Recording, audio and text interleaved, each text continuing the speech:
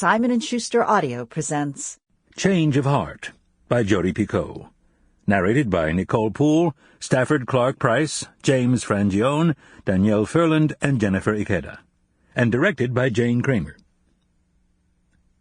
The author opens this book with a quote from Through the Looking Glass by Lewis Carroll. Alice laughed. "There's no use trying," she said. "One can't believe impossible things." "I dare say you haven't had as much practice," said the Queen. "When I was your age, I did it for half an hour a day. Why, sometimes I've believed as many as 6 impossible things before breakfast." And now, change of heart. Prologue, 1996. June. In the beginning, I believed in second chances. How else could I account for the fact that years ago, right after the accident, when the smoke cleared and the car had stopped tumbling end over end to rest upside down in a ditch, I was still alive. I could hear Elizabeth, my little girl, crying.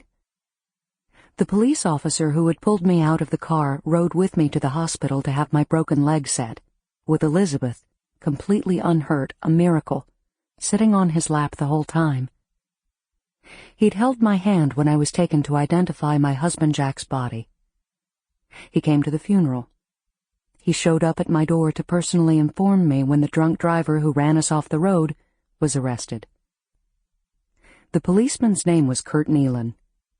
Long after the trial and the conviction, he kept coming around just to make sure that Elizabeth and I were all right. He brought toys for her birthday and Christmas. He fixed the clogged drain in the upstairs bathroom. He came over after he was off duty to mow the savanna that had once been our lawn. I had married Jack because he was the love of my life. I had planned to be with him forever. But that was before the definition of forever was changed by a man with a blood alcohol level of .22. I was surprised that Kurt seemed to understand that you might never love someone as hard as you had the first time you'd fallen.